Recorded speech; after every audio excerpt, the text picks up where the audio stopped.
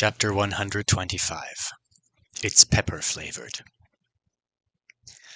Somewhere in a different part of the universe, an Artonan child who'd been born at the same time as Alden Thorne was excited. Maybe too excited. "Stop!" Alden shook his head as he watched the opposite stone on his desk glow a soft white for the fourth time in the past 15 minutes. "You have to pay for those!" He finished making notes of his very first successful casting of the word chain in his ledger, using the Palace of Unbreaking's official name for it, My Body Becomes My Assistant, and admiring how awesome he was at drawing logograms when he had the chain on top of his enhanced dexterity. Then he placed his brush bristles down in the cleaning divot on the cap of the ink bottle. The foggy crystal checker was still glowing. Alden shut the ledger and picked up the stone. "I hope you're surrounded by a bunch of other kids right now," he thought, "and they saw your stone light up and they're all wildly impressed." He also hoped the little enthusiast had been saving up the pleasant halves of these word chains as a celebratory reply to Alden's first message, or that they were baby word chains of some kind. Otherwise, they were piling up the debt fast. Alden had muted his team's conference call while he worked. They'd all had it going all day, with people vanishing from it when needed and reappearing during their breaks to offer ideas or ask questions. After tucking his ledger into his desk and his blinky checker into a pocket, he joined back in. "All right," he said, "last chance to decide if you want me to pick up anything for you. I'm headed to Rightwares." "I want beef jerky." "He means, do you need anything for Jim, Jeffy?" "But I do want it for Jim. I always eat protein during our break." "If I see beef jerky at the right shop, I'll get some," said Alden. "I'll check in once I get there." He muted them again so they wouldn't make him nervous. They'd been doing a lot of worrying and rehashing all afternoon. Some of them seemed to enjoy fretting, but he didn't find it helpful. When Alden emerged from his room, he found Lute sitting on the floor by the fireplace working on some kind of craft project. "I got the chain," Alden said, gesturing to himself. "My shirt tag has been removed, with scissors this time, and my body has become from my assistant." "Congratulations. As your tutor, I expect a world's greatest teacher mug. By the way, I don't think you can make a shirt fast enough for it to be useful on the course. Maybe with some practice." "A shirt?" Lute held up a net tank top made out of purple yarn. "Isn't it beautiful? This is just a test piece. You could do the same kind of thing with your cord, though. Give me 10 more minutes and I'll make a floor-length dress. Even your ankles would be safe. From things larger than the holes in the net, anyway." Alden stepped over to check it out. "It's cool. I found a guy online who crochets paracord backpacks for people. But why are you in here designing theoretical armor for me?" "Because it's much more interesting than my homework, and I couldn't think of anything else fun to do to help the team. Although, I'm sure if I could get my hands on the whip—" "Cone hasn't even gotten his hands on it." "I'm sneakier than Cone." Lute threw the tank top on over his shirt. "How do I look?" Alden took in the hastily made purple net. Do you want to come to the right shop with me?" Lute looked down at himself. "So bad you won't even answer, huh?" The list of supplies wasn't long, but it was easy to get distracted in the island's largest right shop. "Alden, you need a grappling hook." "Those are neat." "A handheld line launcher." "I'm buying one as a present for myself after I make it through first quarter, probably." "Levitating pulleys. A portable auto loom. Self-knotting rope." All exciting things, Alden agreed, examining the spools of cordage in front of him. "Why are you not buying the exciting things, then?" Lute had the loot in his arms. "Because gym time is training time, and during training time, I operate under the assumption that when shit goes really wrong, I'm not going to have access to ginormous hardware stores full of magical doodads. What's more likely? Me getting stranded on another planet and finding the perfect right-made tool, or me getting stranded on another planet and finding some kind of rope?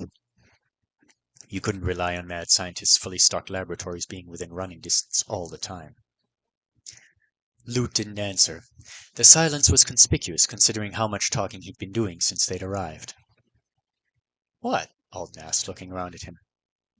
"Nothing." Lute hastily put the loom back on the shelf. "You don't have to pretend it's reasonable. I know it isn't." Alden went back to studying the cord. "Even if I do end up in a crisis, the chances of that crisis involving me being stuck on a planet without a system and nothing but one companion and a rope we wove of natural fibers are astronomical." Hey, a man needs to be prepared for all eventualities, Lute said lightly. Sometimes systems break, sometimes drone propellers destroy eyeballs. Are you planning to learn to make rope out of natural fibers, too? Selena North needs wilderness survival classes. The fact we don't have them is criminal. But I'm joking about learning rope making, mostly. And I came here to buy something like this. He reached for a spool of paracord in a painful shade of fluorescent yellow. I'm not completely into making gym harder for myself, especially not with a team aspect this time. This is an ultra-strong survival cord, about as fancy as something this simple gets, and I'll be carrying a ton of it. There was no rule about how much rope Alden could bring to class. The outer sheath of this particular paracord was fire-resistant, the inner strands provided him with some interesting opportunities, and it was strong enough that Lucille could haul every member of the team up the wall with it at once, if for some reason that became a good idea. Now we need temper spheres, even though they're probably not going to be useful at all, a bottle of that powder Everly has to have to cast her ice trap, and beef jerky. They're not going to have that. I know. I can't believe they had 8 different kinds of beef jerky.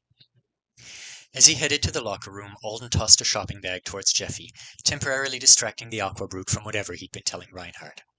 So many flavors! His delighted tone was a contrast to the conversation going on nearby.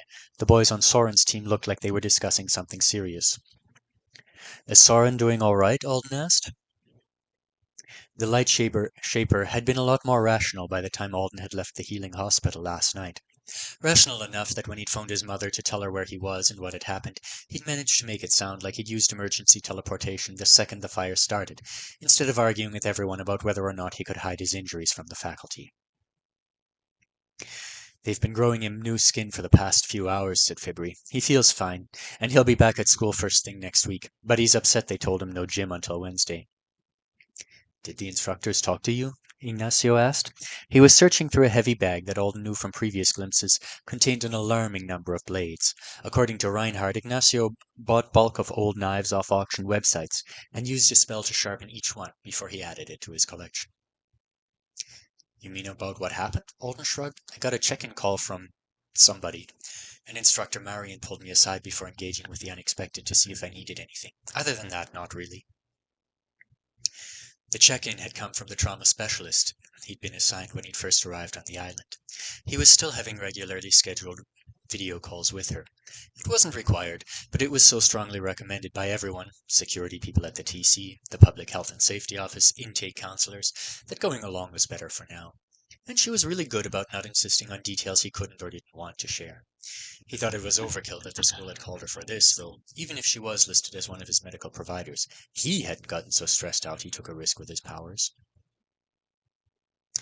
Ignacio was opening his mouth to say something else when Max walked in.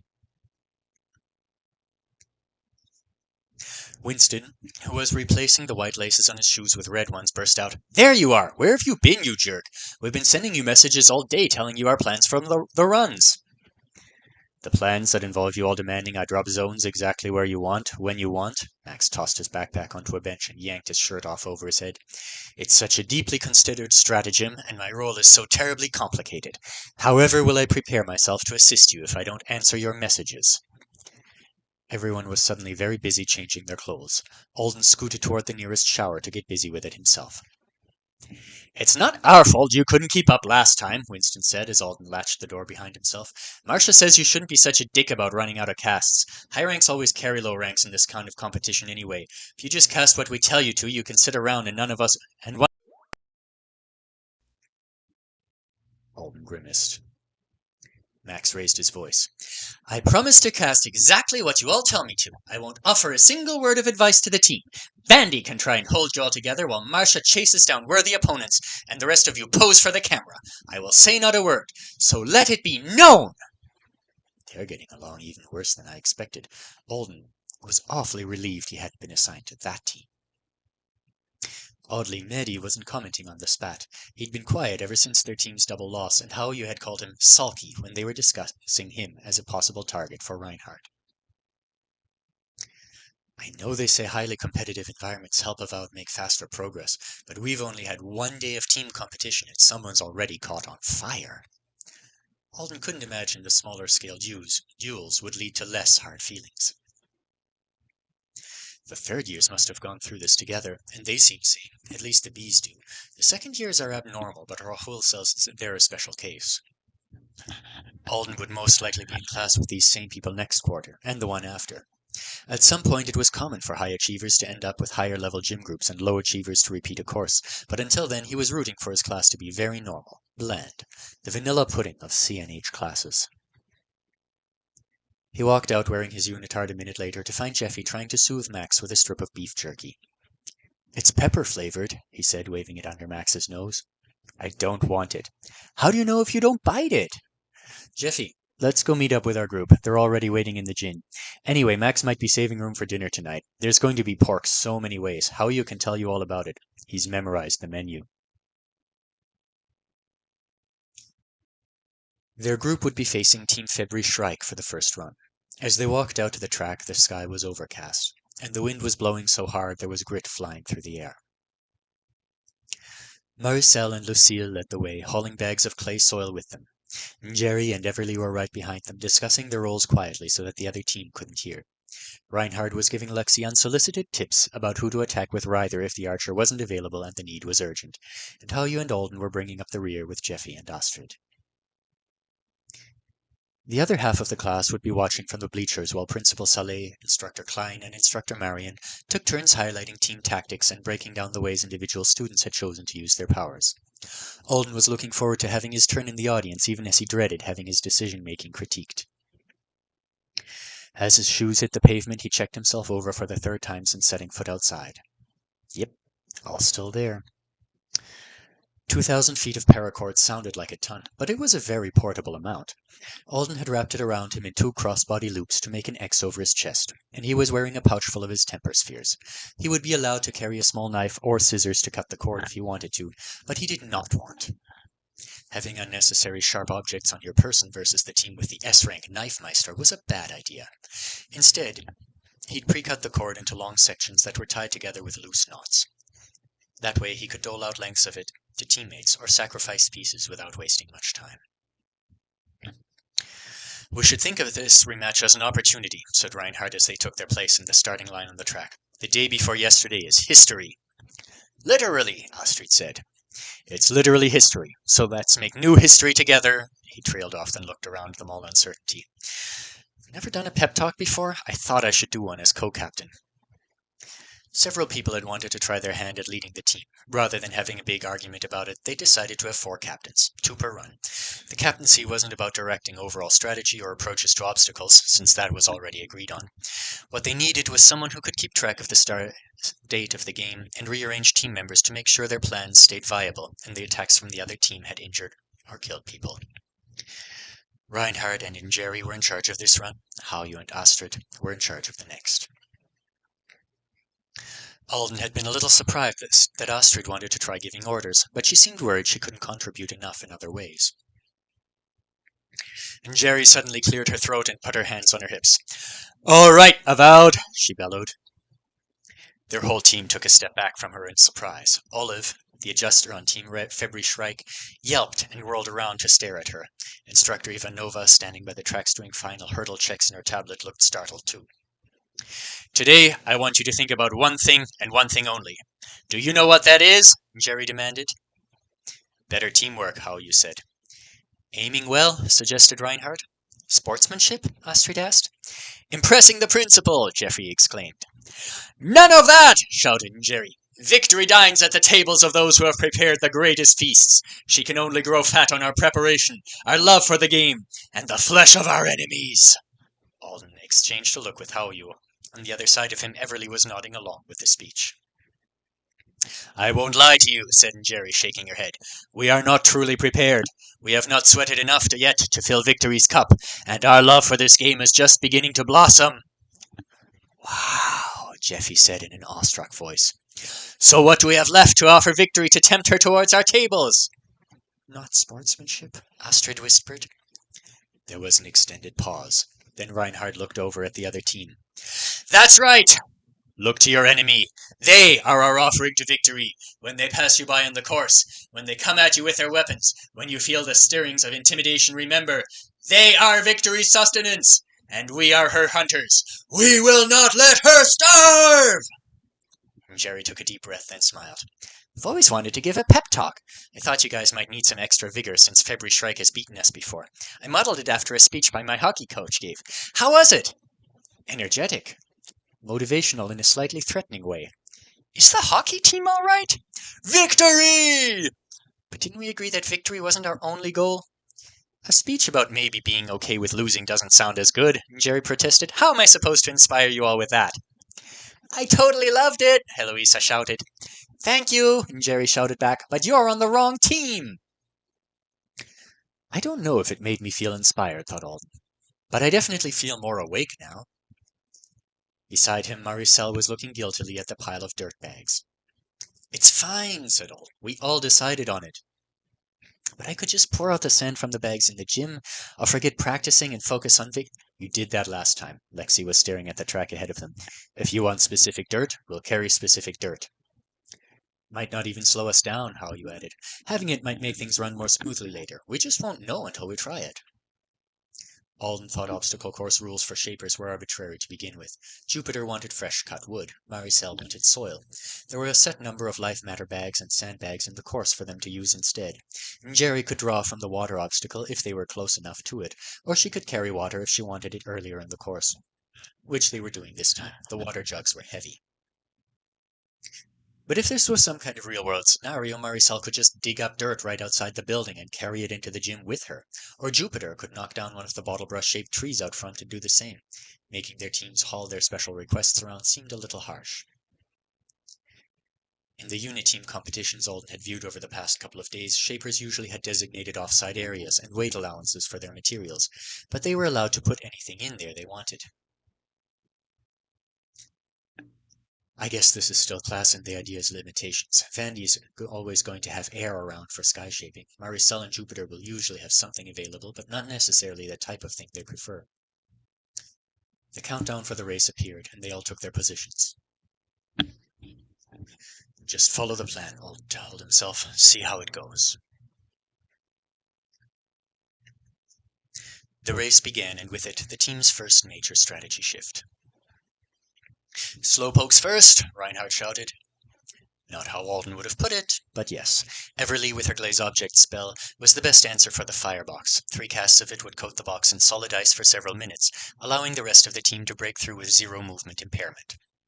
That should more than make up for all of them getting a slower start. Everly, Jerry, Maricel, and Astrid took off. Jeffy was running with them a second later, carrying a large water jug in each hand. Lucille bent over and allowed Lexi and Howell to strap bags of dirt to her back with one of Alden's lengths of cord. Is that really uncomfortable? Alden asked, prepping his own dirt for transport with Reinhardt's help. I can take more. Lucille shook her head. He was glad she had it under control. Alden would be carrying 4 bags himself, wrapped in paracord. They wouldn't weigh much thanks to his authority bearing the load, but at a certain point the size became awkward for clearing the hurdles. As it was, if he screwed up, he was going to have 300 pounds of dirt instantly smashing him forward into the ground, or pulling him backwards off his feet, depending on his luck. Honestly, I'm just grateful none of the faculty are saying it's too dangerous for us to run with this much outside of the gym. Lucille bounded off right as the Slowpokes were finishing their first lap. Hope I tied the knots right, Howie said, watching Lucille spring over a hurdle. I feel like this is asking a lot of them. It's fine. Let's go, said Lexi, taking off. The front runners of the other team were finished with their second lap. It was enough to send a jolt of anxiety through anyone after last class. The first team, with a person over the finish line, got to take the first shot. We'll catch up indoors, Alden reminded himself. This is the plan. He set off and let himself enjoy the sure-footedness his new word chain provided. It was the same as the first time Lute had given it to him. His body was always moving exactly how he told it to move. It was, he thought, a little like running in a dream. In real life, you often pictured yourself leaping a certain way and landing a certain way, only to have to adjust your expectations or recover from an imbalance. With the word chain in effect, the leaps and the landings became an almost eerie match for Alden's mental vision of them. The first few hurdles made him feel like he was on a roll. With the next dozen, he started to have a sense of surreality.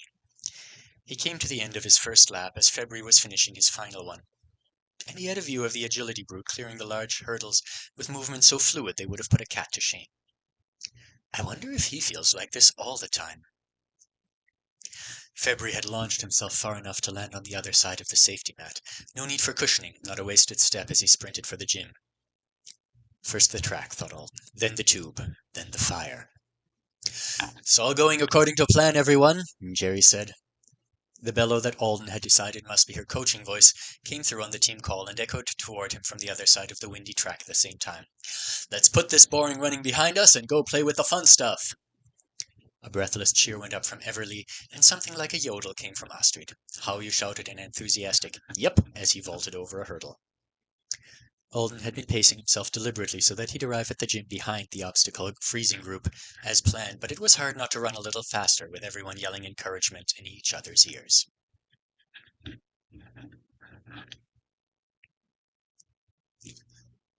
Let's try to determine what the team's strategies are based on what we've seen this early stage, Instructor Marion said to the half of the class that was on the bleachers, waiting for their turn to run the course. Talk with your groups. I'll come by to hear your ideas. Obviously dirt is involved for my brother's team, Cohn said to his teammates, staring over at the live progress of the race through his interface. Lots and lots of dirt. Maricel went to buy all of it in the middle of the night, said Toyette. She said she couldn't sleep. Lexi's flinging that one bag around like it insulted his mum, Finlay observed. It's going to burst. Look at how much weight they're carrying for her. Dirt's heavy. I don't see any complaints on Maricel's team. They all turned to Jupiter. The holly hedge you brought isn't happening, said Cohn. It's massive and pointy. You've got scratches all over you, and it's obviously stolen. It's still got roots on it. The fact it has roots on it makes it borrowed, said Jupiter. I can put it back after class. They turned away. You guys, I promise I can put it back. I already bought it special fertilizer. Maricel's team has decided to arrange themselves so that the slower members are at the front of the group, Vandy said, folding her hands in her lap and staring avidly at the drone footage. On Wednesday, they were letting the people who could race ahead do it. Today, they've obviously prioritized Everly's abilities for the first indoor obstacle. And possibly they're thinking of her synergy with Jerry. It's likely those two will stick together for the entire course. We'll need to watch what they do and decide if we want to target one of them and separate them. Maricel may or may not have a specific plan for the clay soil they're carrying. She was disappointed on Wednesday she was only able to use her simpler shaping abilities. She greatly admires Instructor Fragment because of their similar backgrounds and wants to impress her. The compression point skill she's been practicing allows her to draw together ground and pack it very tightly. But the shapes of her compression points are limited. She uses her left hand for gestures usually, and assigns her right hand to moving her creations through the air. She's planning to incorporate breath gestures one day. Her range of control is impressive for a new ground shape already, and Alden's running faster, Winston said suddenly. Maybe he took something. Vandy blinked at the interruption. What do you mean? I mean like drugs. Why would he need to take drugs to run at the back of their group? Maddie asked in annoyance. He was the third fastest last time. Weren't you paying attention? He's running different now, Winston insisted. Look at him. He's running more like you. Excuse me, but I don't clear hurdles like a rabbit. Marcia rolled her eyes and spoke to Vandy. Why are you two so obsessed with the B rank? Alden's a diligent person, Vandy said. He also has experience in a high-stress environment, so in some ways he's the most proven member of our class. For example, during Soren's incident last night, I've heard he used his powers very Power, Winston interrupted. Singular. Alden has one useful skill, not multiple, and he's really arrogant. He was talking like he was definitely going to get into the program before the bus even made it here. And you know, they don't accept a lot of people like him. He glanced over at Max, who hadn't spoken yet, and the rest of the team followed his gaze. Confidence isn't a flaw so long as it's earned, Vandy said seriously, and Max is also a very diligent student. Max took a sip from his water bottle and said nothing. Well, Vandy hesitated. Maybe you would all like to talk about Shrike's team strategy instead? We could learn something from them. They've trimmed everything holding them back, said Marcia. Our class has too many system experiments and wishful thinkers. It's irritating that we won't get another fight with their team. They're going to be up against Toyette's group next. If I had one more chance at February, him dodging last time was a fluke. I can hit someone with the instant corner skill. I just need to get the angle of my strike. I really think our team should have attacked them when they were on the bars last time, Vandy said. Focusing on February was... I could have handled Shrike on my own too, said Marcia. She looked over at Max. Don't save any zones from my assaults today. I want to do them on my own. I don't need you to help again. I don't need an underling. Max took another swig from his bottle. He spoke for the first time since leaving the locker room. You can all have exactly what you want. No more complaints from me.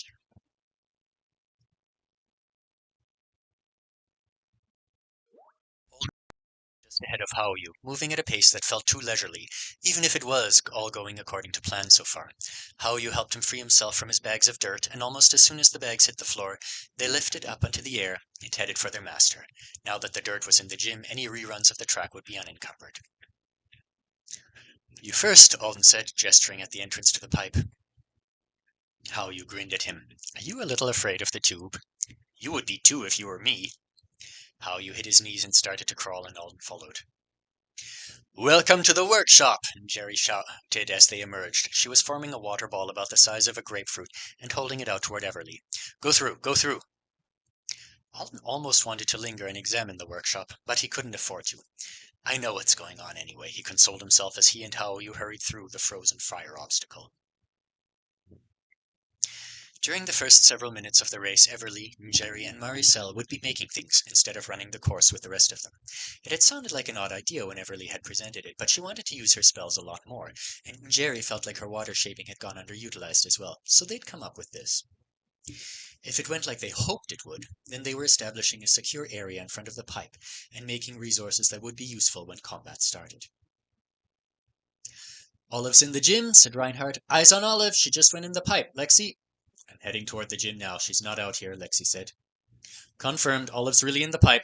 I'll watch for her until you guys reach the top of the rope climb. Then Haoyu and I will swap. Alden and Haoyu ran past the weight obstacle, already conveniently moved by Lucille and the others and not yet reset. Our timing's just right. Now where is everyone? Alden scanned the parts of the gym he could see from here. Lucille was standing at the bottom of the climbing rope up ahead. That would be her position for a little while. Jeffy had crossed the high bar swings up near the ceiling. Astrid was right behind him.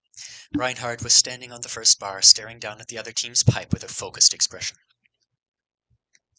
On the other side of the course, Ignacio was rapidly carving handholds into the 15-meter wall for his teammates to climb. And Sanjay was climbing them in his wake. Rebecca wasn't visible, but if they were doing it like last time, she was probably already over and in the water. The brute was very boingy when she used her spell impression and her full jumping power. So boingy she sometimes overshot her target or landed wrong. Looks like they're putting Sanjay over the line first, Alden predicted as he pulled himself up, hand over hand up the rope. It could be Rebecca, but I bet they let her stay and play.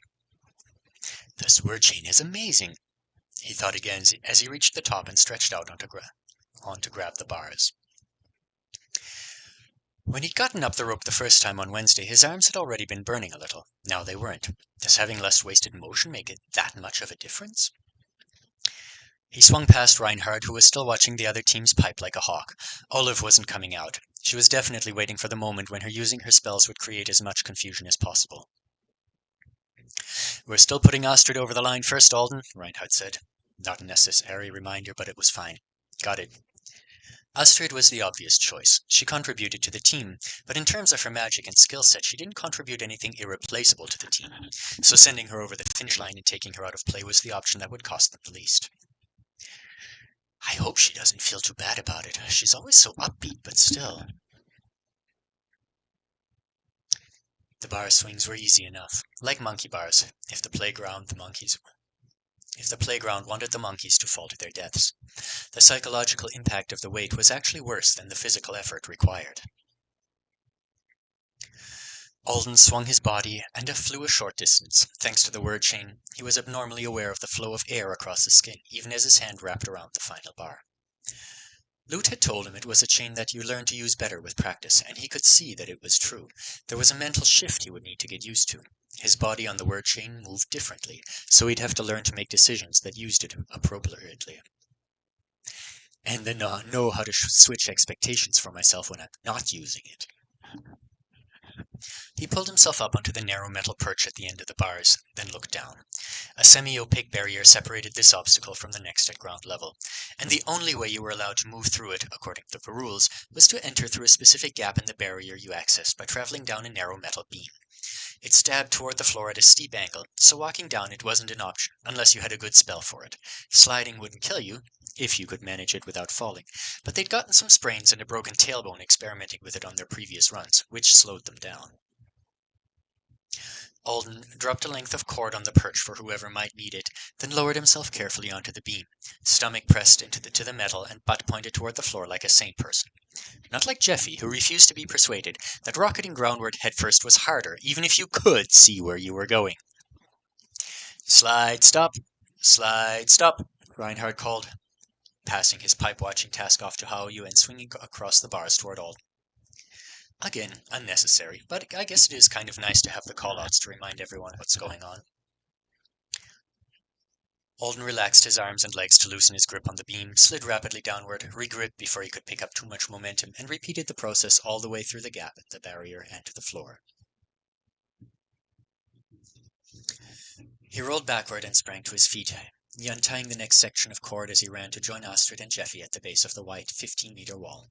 The gym-created obstacle was smooth as glass, and to Alden it felt hard as rock, though the Meisters could pierce it, and Lucille could gouge chunks out of it bare-handed, if she didn't care about the damage she'd take in the process. "Alden, I'm ready," Jeffy waved at him. "Boost us up, this man's ready to swim." Astrid was still trying to highlight the joys of aquatic work at every opportunity. "You remember how we do this?" Alden asked, hanging onto the end of the cord as he dropped the rest of the coil onto the floor. This length was still entrusted to him, and it would stay that way as long as he didn't take his hands off the end of it. He hurried backwards, grateful that the wall had a run-up zone in front of it that he could use this way. "I hold on to Astrid, not the magic rope," Jeffy announced. "Right." Alden stopped backing away when there were 5 coils of rope left in the pile beside Jeffy. This piece had been pre-measured for the task, so it should be long enough. He bent, preserved, lifted. The cord stiffened, and the coiled end rose from the floor 50 feet away. As usual, the strain on his authority was surprisingly high when he was preserving at a distance. There was now a hoop of coiled cord on the end of a straight length. "Reinhardt, should we wait on you?" he asked. "Don't," the archer said over comms. "I'll go up separately. Everyone, check in." "Workshop is good," Jerry called. "Maricel has a really great idea for a second attack if we time it right." "Olive's still in the pipe," Hao Yu announced. "The weights have reset," Lucille said. "Remember, we're moving those again as soon as Sanjay hits the final obstacle," Jerry called. "Lexi, you're up on bars with a view of everything. What's the state of the rest of their team?"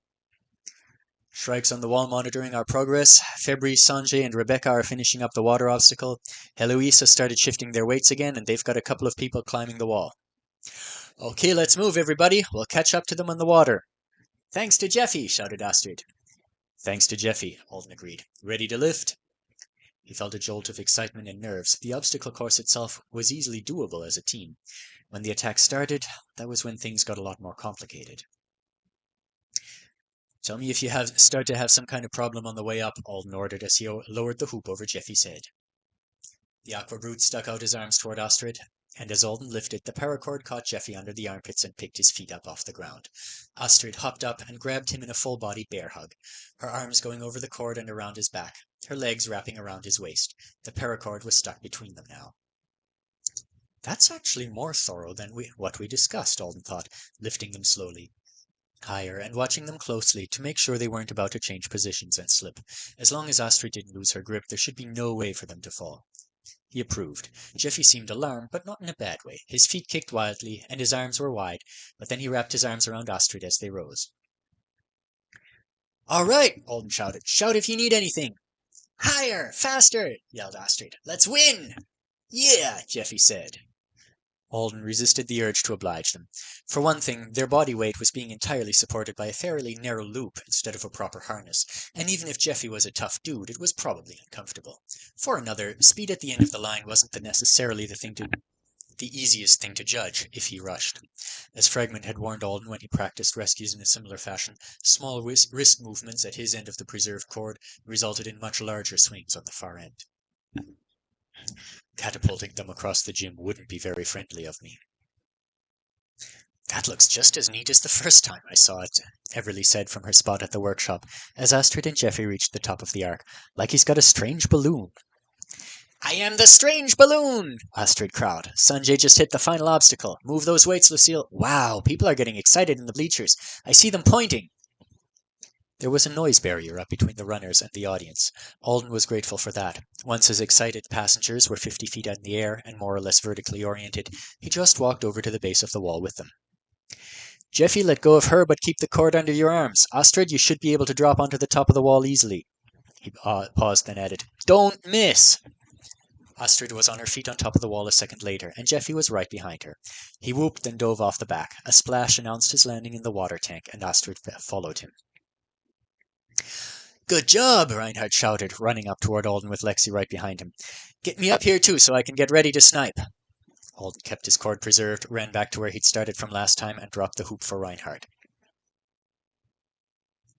The archer opted to wrap his arms and legs around it and dangle upside down like a tree sloth. Let's go, and Jerry was shouting. It's almost time. Thanks for being my bodyguard, Alden said to Lexi while he lifted the sloth into the air, pausing briefly when it looked like Reinhardt needed to adjust his position. Lexi had his back turned to Alden, and Ryther was along and at the ready for it as he watched the other team's half of the course. They've put Rebecca back on top of their wall. She's on watch replacing Shrike. Can't see him from here, so he's got to be back on the floor getting ready for an attack. February's heading for the ground again, too. February Shrike used their S-ranks for attack, though they'd let Heloisa and Rebecca have a turn last time when it became obvious they were pulling ahead of Alden's team. All the other teams using their S-ranks as primary attackers, for good reason. I think if it's Shrike, I might be able to stop him from doing much damage to you, said Lexi. If it's February, it's fine. Shit happens. Alden forced himself not to fling Reinhardt toward the ceiling faster out of nerves. Everly, get to freezing, Reinhardt said from overhead. They might go for you instead of Alden. Lucille, you're probably their third choice. Olive's in the pipe, how you said. If she stays in there, let me make first attack, Maricel called. Jeffy's got me through the water, Astrid shouted. I'm heading for the finish. An aqua brute really does make that obstacle fast. A bell rang. The lights on the other half of the course lit up. The invisible barrier that separated the two sides gave a warning flare, then dropped. The other team was now allowed to cross over for the purpose of making a single attack or messing around with one of the obstacles, using either their powers or an obstacle modification tablet that lay at the entrance to each of the pipes. Resetting the weights could screw a team over big time if their strongest members were over the finish line. Resetting the wall so that the handholds teams had created were removed was also an option. Workshop is protecting the tablet in Everly, Maricel called. I'm on Alden, Lexi reported. I'll go with Astrid to protect her, Jeffy said. No! Reinhardt and Jerry spoke over each other. You're staying in the water, remember? Reinhardt said as Alden carried him toward the wall at a fast walk. You stay there unless we need you to run back, Jerry agreed. Oh, that's right, Jeffy sounded mournful. Reinhardt made it to the top of the wall. He crouched low and used the vantage point to scan the course. Relieved he'd gotten some critical teammates into position in time, Alden dropped preservation and let his cord fall in a scrambled heap at his feet. Hastily towing the mess into a slightly more cohesive shape, he picked it all up together. He made a small handheld shield with lots of holes in it, but it only took seconds. What are you going to do with that? Lexi asked without looking back over his shoulder. They might not send their S's. I should be able to take a hit from the others, you never know. It was inconvenient if any member on their team set back to the track or heavily injured and movement restricted, but some of them were particularly juicy targets. Incapacitating Maricel, Lucille, or Jeffy would be a real triumph for their enemies, but February Shrike probably wouldn't try it. Maricel was over by the pipe and the frozen box, which would provide her with a lot of shelter. The giant sandbags she had on hand also served her as both weapons and shields. Jeffy was, hopefully, underwater. Getting into the tank and successfully attacking him there would be nearly impossible for anyone on February Shrike's team. Lucille was more vulnerable, but she didn't come across that way while she was trotting back and forth with metric ton weights. We're lucky they don't know she doesn't want to lethally hit people. It really limits her options for responding. The other team didn't seem to realize it yet anyway. For now, the risk of not taking Lucille down in a single hit and getting backhanded to the moon by a retaliatory strike was probably going to keep attackers from getting within an easy arm's length reach of her. If enemies didn't go for the S's, Alden and Everly were the next most appealing victims. Everly was protected by Maricel, so the most likely place for them to attack was here. Here I am, both breakable and useful to the team. And Alden's body wasn't the only thing that was breakable. The way his skill worked gave him an additional exploitable weakness for this kind of game. Don't shield against a hit if you're not sure how strong it is, Lexi said, keeping himself between Alden and any possible incoming threats. I know.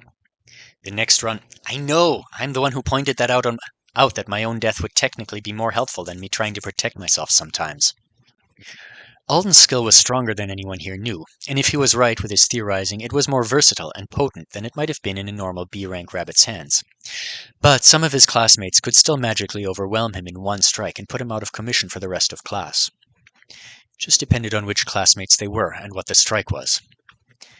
And beyond that, there was compounding fatigue to consider. Their current strategy for Alden doing as many of these high lifts as were necessary to get people over the wall. Depending on how many deaths and reruns they suffered, it could be quite a few. If he fatigued his skill, Maricel would take over, or they'd start climbing the much more tiring and slow way, but it was best if Alden stayed available for the length of this run and the next. Which meant he should only use his messy little shield here to soak attacks, if doing so wouldn't be too costly or render him useless later. If it's February, should I try? He could, blink at just the wrong moment and a miracle could happen. But how hard does he hit compared to someone like Heloisa if it's... February's over the line! February's over the line! He's headed for the workshop! Reinhardt's call was excited. Lucille, stop! Olive's out of the pipe, Howie announced at the same time, and another Olive's out of the pipe, and a third. I'm almost to the finish line, Astrid said. Hang in there. Howie, Reinhardt, try to determine which one is the real Olive. Lucille, run toward February. Grab him. Maricel, guard. And Jerry's instructions were delivered so rapidly that it would have been hard to interpret them if it wasn't fairly well planned in advance. Alden and Lexi both ran over to an opening in the wall, about 2 bodies wide, that connected this part of their team's course to the previous one, so that people who'd completed the bars and gone down to the beam could run back to the old obstacle to help teammates with them. It was a one-way situation. You could use this shortcut to rapidly backtrack, but once you backtracked, you were required to return the hard way. This was also a spot where people waiting to go up the wall could see what was happening, and where attackers, who didn't have to obey obstacle order rules on the enemy course, could come through. Now that they knew February was the attacker and he was going in the other direction, it was safe to take a peek. Lucille and February were facing off in front of the final cube-shaped weight. She crouched. Her arms were wide, and she was poised to spring and grab February.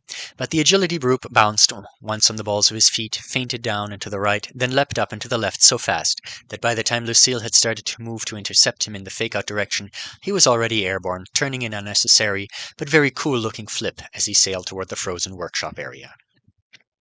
Lexi was standing at the edge of the line they were allowed to cross without it being deemed an official backtrack, but rather was stretched out over toward February, twitching angrily. Alden chose not to comment on that. They were way too far away for Lexi to reach the S rank with his whip. I bet he's smiling, Lexi hissed. You can tell by how he bounces around that he's smiling. Not for long, Maricel said quietly over comms. It was really nice of them to go for Everly first, thought Alden. Kind of impractical, considering she had 2 companions to Alden's 1. I guess they thought they could get away with taking a closer look at whatever we were doing over there. He felt a little smug about what was going to happen, and then 2 bells rang and both sides of the course flashed again.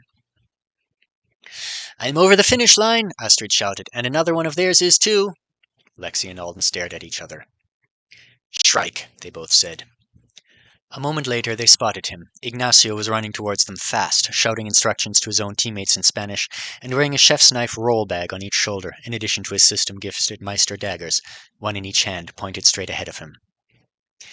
A pair of arrows zinged through the air one after the other. Reinhard was allowed to shoot as much as he wanted at interlopers on their half of the course, but judging by the swearing, he'd missed February. He wouldn't be aiming for Shrike. The S-rank had taken an unusual skill, and in addition to its offensive uses, it neatly countered Reinhardt's arrows. It was up to Lexi to deal with him. How you, said Reinhardt, keeping his voice low. Which Olive is real? I don't know yet, sorry. She's improved her realism now that she knows what the course is like. Best guess is the middle one. A lot of things happened all at once. It was a familiar chaos after Wednesday's runs, but Alden still couldn't quite believe how fast it all moved when the attack started. He let the mini-shield, too small to be useful versus Ignacio's favored attack, unravel. He started recoiling the end of it to make his teammate lifting shape as he got out of the Knife Meister's sight and pressed himself to the barrier. Lexi was standing boldly in the opening, ready to intercept, Ryther curling through the air in front of him threateningly. Taking our attack shot, Reinhard was saying, aiming for one of their wall climbers since we don't know where Olive is. Alden listened. Running footsteps paused as Ignacio considered his options. Lexi wants me to attack him instead of Alden, he shouted to his teammates. An arrow flew towards its target. Got the climber, Reinhard sounded gleeful. A shattering popping noise came from the workshop, followed by a yelp. Febri? Ryther lashed out. There was swearing in Spanish. Alden poked his head out from behind the wall for just long enough to see that the whip had grabbed Ignacio by the leg and lifted him off balance. His knife rolls were open on the floor beside him. He was struggling against the whip for now, but if he just stopped and turned around... Alden dropped the coil of paracord he'd just made behind Lexi and ran backward, pulling the partition between him and Shrike again, and unspooling his rope just like he had to put Jeffy up the wall. Shrike tried to turn toward the workshop, Lexi was calling for the team's benefit. Ryther's got him, but he hasn't attacked, and he still has his arms free to... Step backward, Lexi, Alden shouted, sending a mental text to enforce the message simultaneously. One step backward! Step backward! It was just a crazy last-second scheme, something he attempted because the idea popped into his head, and in the haze of the fight he couldn't see any immediate drawbacks. Getting the timing right was at least 90% luck. Lexi, taking a step backward, was probably more a response to what was happening with the enemy in front of him than to Alden's command. But he did step backward, right to the center of the prepared loop behind him. Grab the rope! Alden yelled, preserving and pushing the cord straight up over his head. It caught Lexi under the extended arm, and an instant after his feet had left the ground, his other was hooked over it. Alden lifted his roommate much too fast for safety, and just fast enough that the bulk of Ignacio's attack missed him. One of the Knife Meister's blades, glowing a dark, burning orange, shot below Lexi's feet, and every sharp object in Shrike's vicinity followed it. The leading knife skill. Alden hadn't been familiar with it until he'd seen his classmate use it. Most knife-throwing avowed seemed to pride themselves on pinpoint accuracy, power, and weapon spell effects more similar to Tuyet's darts. But the leading knife made any sufficiently knife-like object within the user's range orient to the point in the same direction as Shrike's lead blade. Reinhard was particularly miffed about the existence of a skill that made even his strongest arrows rotate in the wrong direction as they approached their target. And once the lead blades left Shrike's hand, all those servant blades chased it like a flock of birds. The mundane blades were confined to quite a large spherical area behind the Thrown Meister weapon, though it was hard to make out the shape unless there were a lot of weapons in the air at once. It was a great skill for turning a person or whole groups of people into pincushions. A large knife at the top of the flock smashed into Lexi's shins before Alden had him fully out of range, then kept going. But they missed the worst of it, and Ignacio was dangling off the floor now, legs still caught by Ryther. Lexi was staring down at him with dignity and focus befitting a person who wasn't barely hanging onto his uncomfortable perch by his armpits. I think his leg is probably missing, he was murmuring to himself so quietly that it only caught through the comms. That's good. A little fall now. No more attacking. Ryther phased out and returned to its normal size. As Shrike stood up with the stiff motions of someone enduring a serious movement penalty, Lexi called, Shrike's seriously injured, but I don't think he'll die. Let's let him go. He'll slow them down. Shrike looked back over his shoulder and grimaced. Then he sighed and started hopping away from them on one foot. Wait, why am I up in the air? Alden stared up as Lexi's expression turned shocked, and then he scrambled to throw a leg over the hoop to make himself more secure. You didn't know? Alden asked, baffled. My weapon requires concentration. You did amazing then, Alden said. I was going really fast and you held on great. What's wrong with my leg? You got stabbed on the way up. It shouldn't be too bad. He got stabbed? Good, Jerry called. Why is that good? Because we need someone over the line right now and he's close enough to make it to the finish if he's only slightly injured. Alden, get him over the wall. Jeffy, get him through the water. How you... I think I know which Olive is real now, keeping my eyes on her. Thank God, said Reinhard. That anti-targeting spell she has shouldn't be allowed in combination with the illusions. You guys, Everly sounded excited. Do you realize what just happened? There was a pause. Alden grinned. We injured their S-ranks. We repelled 2 attacks and got on 4 of our own. The plan's working, Everly said. What happened over there? Lexi asked. Tell you all about it after the game, Jerry said. Now hurry! Up you go, Alden called, lifting his strange balloon higher into the air.